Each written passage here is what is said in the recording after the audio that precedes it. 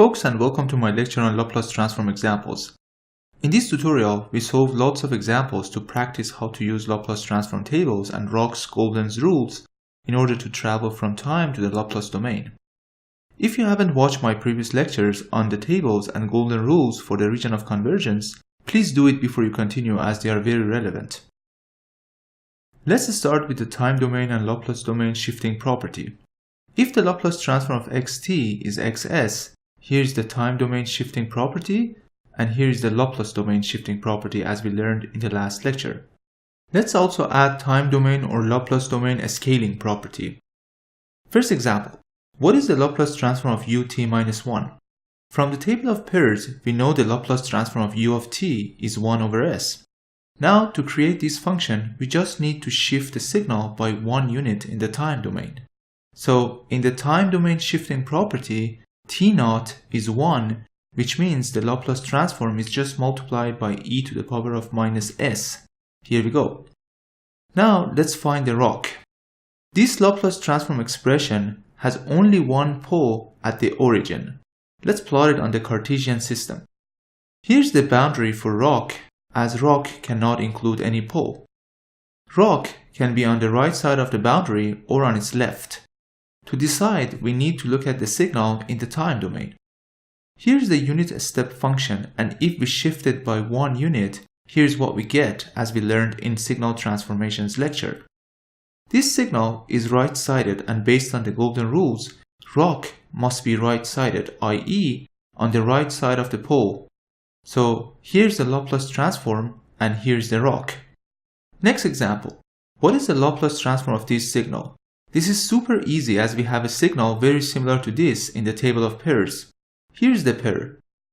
In this example, A is 4, so here's the Laplace transform.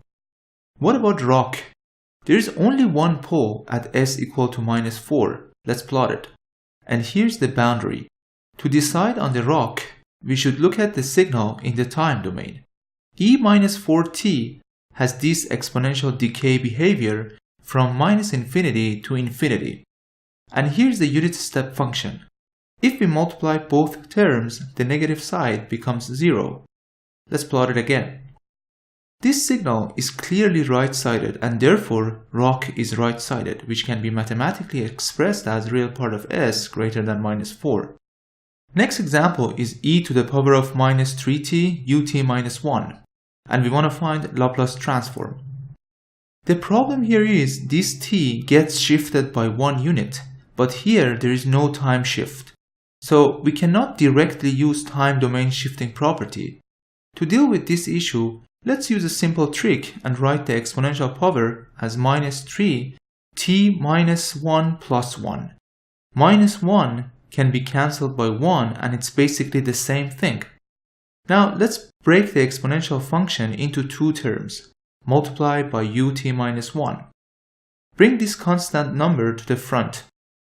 Note, in the new format, we have the same time shift here and here. Based on the table of pairs, the Laplace transform of e minus 3t ut is 1 over s plus 3. Now let's shift it by 1 unit and use time domain shifting property where t0 is 1. Here we go. And finally, let's add this constant to the game by multiplying both sides with e to the power of minus 3. Let's combine the exponential terms, and here's the final answer. To find rock, first we need to find poles.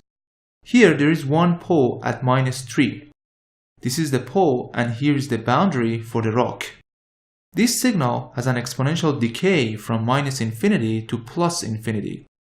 ut minus 1 is non-zero from 1 to infinity. So after multiplication, we clearly get a right-sided signal. Therefore, based on golden rules, the rock is right-sided, which can be expressed like this. Next example is the summation of 2 exponential functions. Let's start with this term.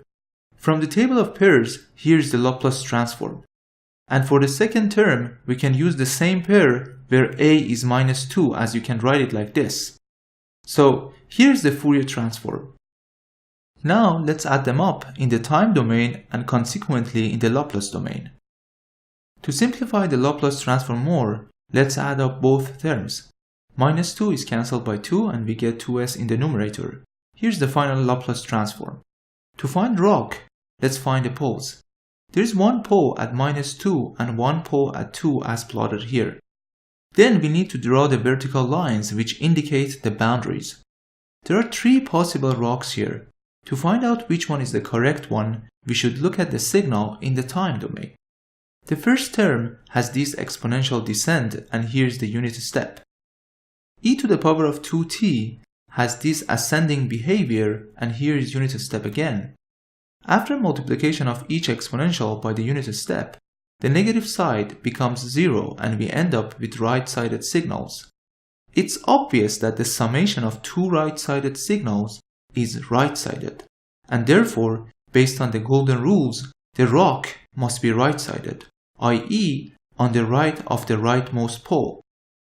And here's the mathematical expression for rock.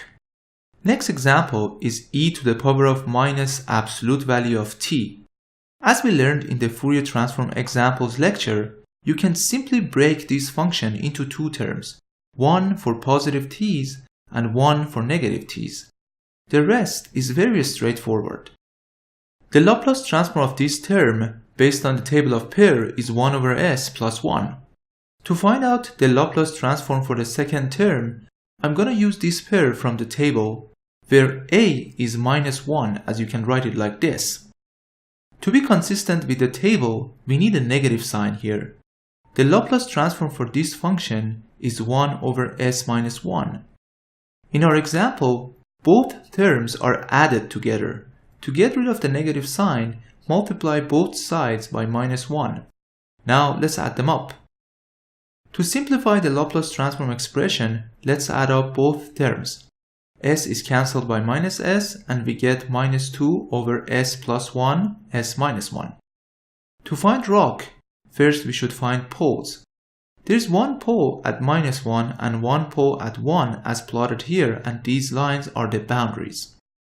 The signal in the time domain can be expressed as 2 exponential terms. Here the first term has a descending exponential behavior, here is ut, here is the ascending exponential trend, and finally u minus t. If you multiply the first 2 terms, you can clearly see a right-sided signal, and multiplication here gives you a left-sided signal. Summation of a right-sided with left-sided signal results in a 2-sided signal.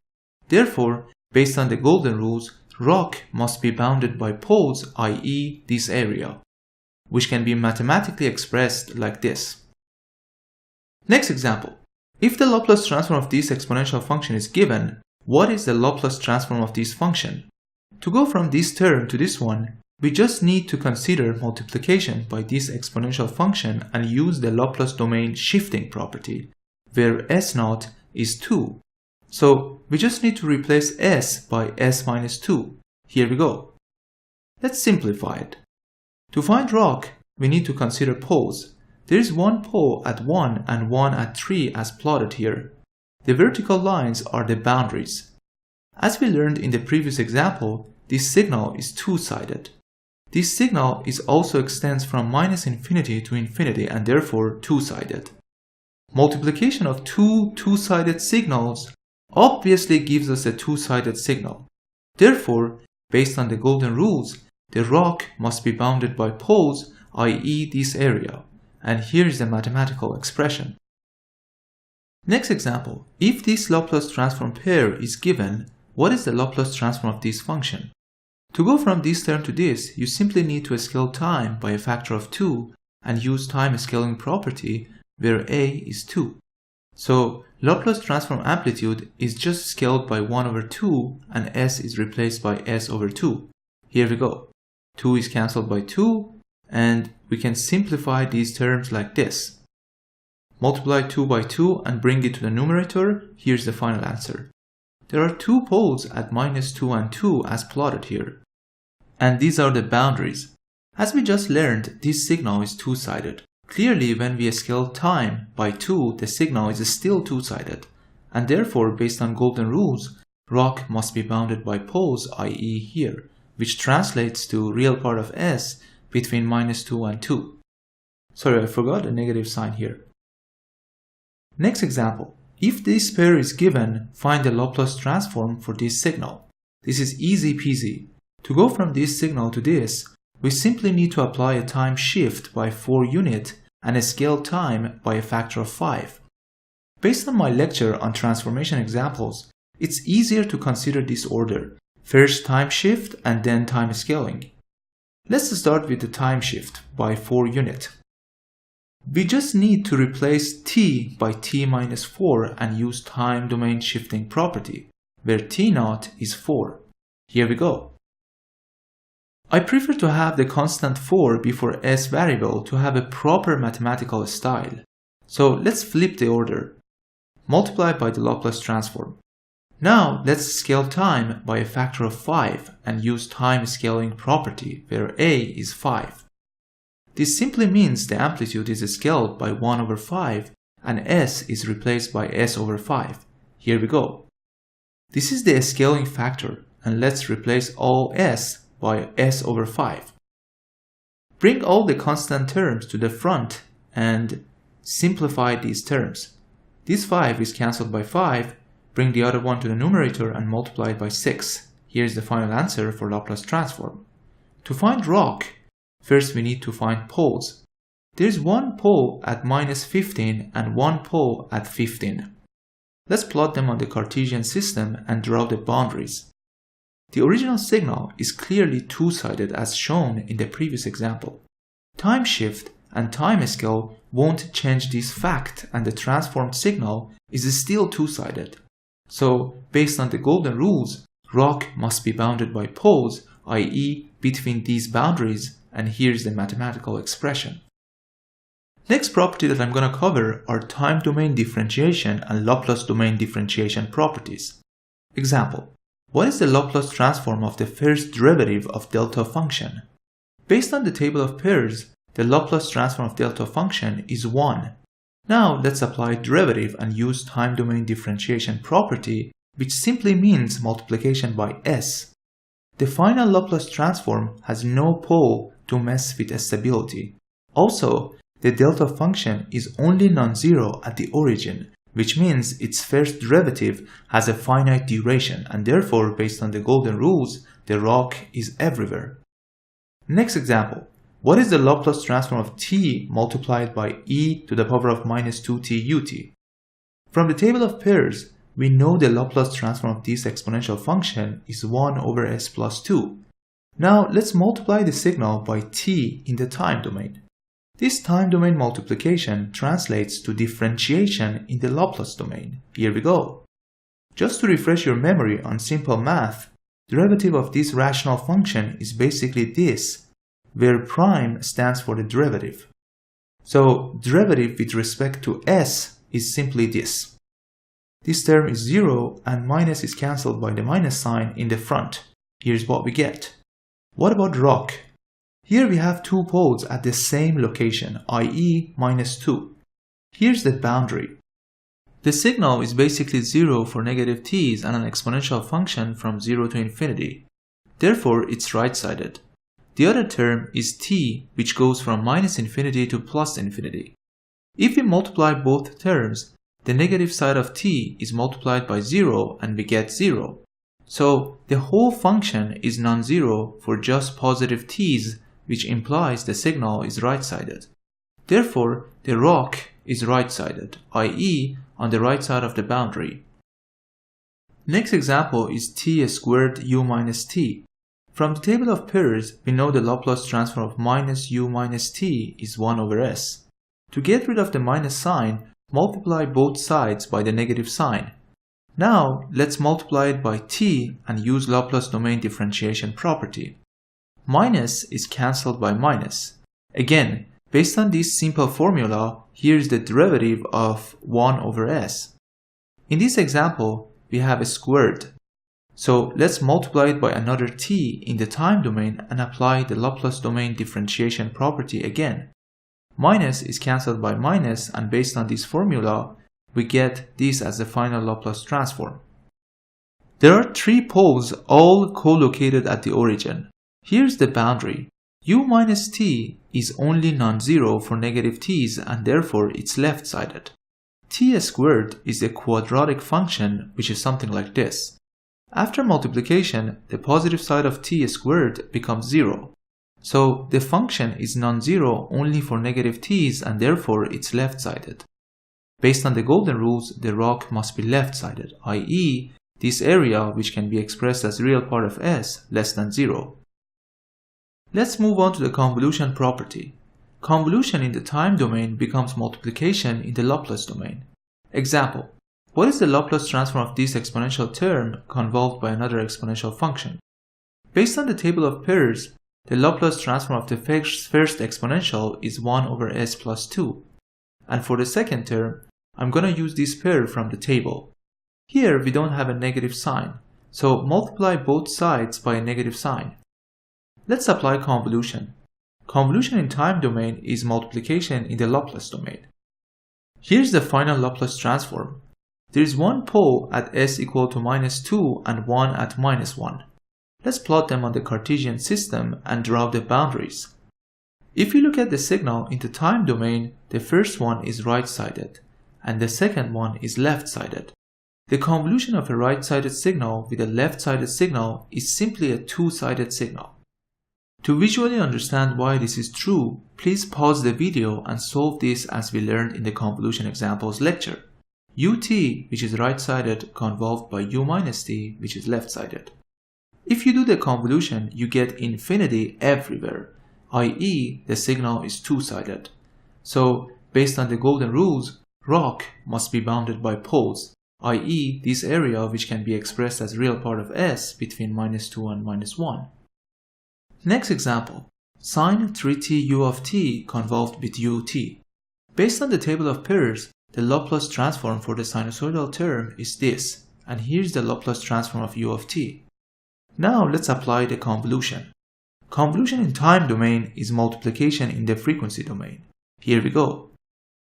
To find rock, first we need to consider poles, i.e. where the denominator is 0. S squared plus 9 is 0 when S is plus minus 3j. There is also another pole at the origin. Let's plot all the poles. Here's one pole at the origin. The real part is 0 for the complex poles, so we are on the imaginary axis 3 and minus 3. Here's the border. This signal is clearly right-sided because of the presence of ut. U of t is also right-sided. The convolution of two right-sided signals is right-sided.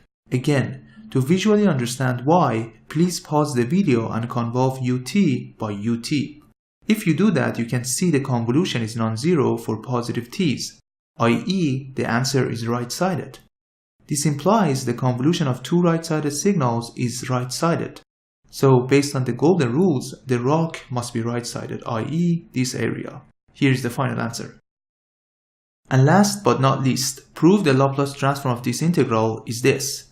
Actually, if you look at the reference books, this example is included in the table of properties, but I want you to be a master of Laplace transform and fully understand where this property comes from. As we learned in the Fourier transform examples, this integral is basically xt convolved by u of t. Please pause the video and make sure you understand why. If you can't figure it out, check my lecture on Fourier transform examples around minute 40 or so. Assume the Laplace transform of xt is xs, and based on table of pairs, we know the Laplace transform of ut is 1 over s. Let's apply convolution. Convolution in time domain is basically multiplication in the Laplace domain. Done!